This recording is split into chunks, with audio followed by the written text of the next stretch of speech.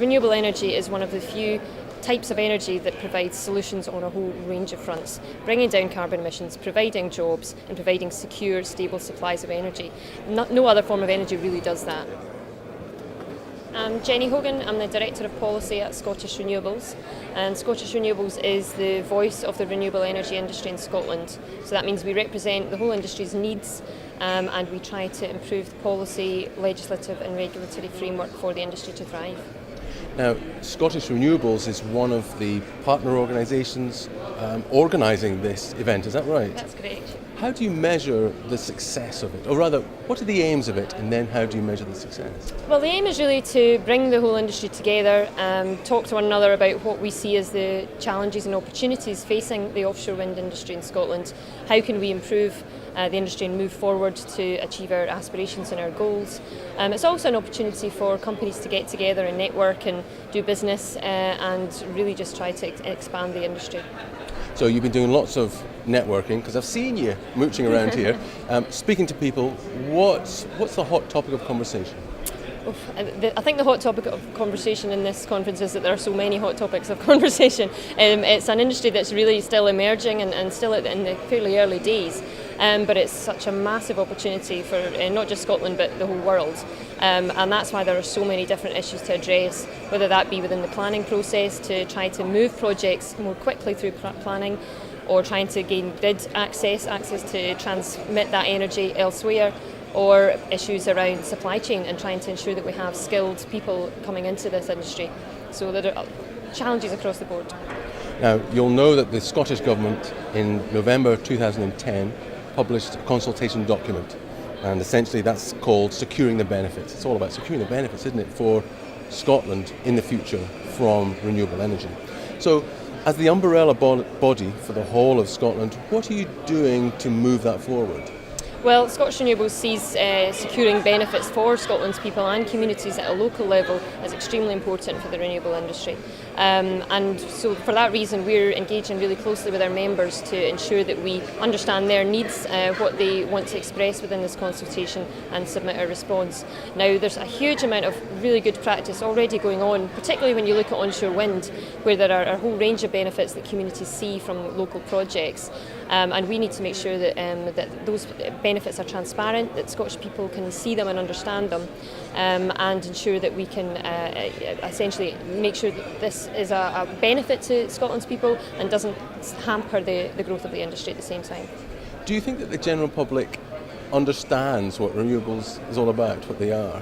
I think that understanding is really growing, actually, particularly when you look at the younger generation.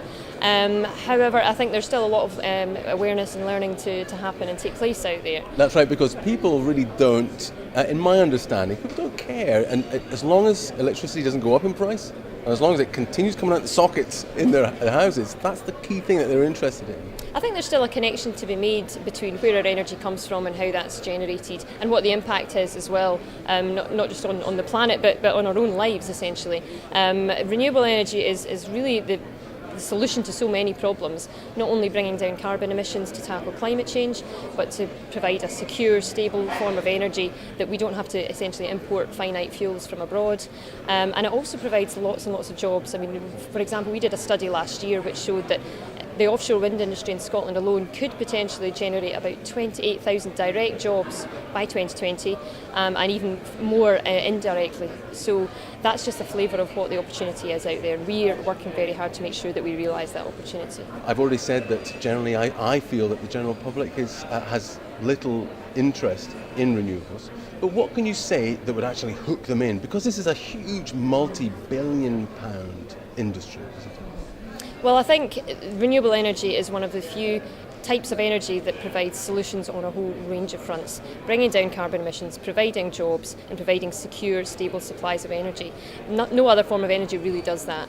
And actually this is one of the few growth industries in Scotland at the moment. We see a huge growth in jobs, not just in offshore wind but right across the whole range of types of renewable energy. And that's something that I think people don't necessarily realise, and that we need to spread that word far and wide. Of course, I made a mistake saying that was my last question, because you said something interesting there which made me realise I didn't ask about the timeline for this. So yeah, it's all very well talking about jobs, but when? We need jobs now, really, don't we? Well, yes, and there are jobs already happening right now. I mean, this conference, you'll see a number of speakers talking about the companies that have grown up from very small outfits to really quite big international companies now, like Scour Energy, for example, Metalk. There are companies all operating across the UK that have done really well so far. So there are hundreds of jobs at least out there in renewables in Scotland at the moment, but there's still huge potential, and we're working hard to try and make sure we realise those further jobs sooner rather than later. But certainly over the next decade, we could be seeing a massive boom in jobs, akin to what happened with the oil and gas industry in the 70s.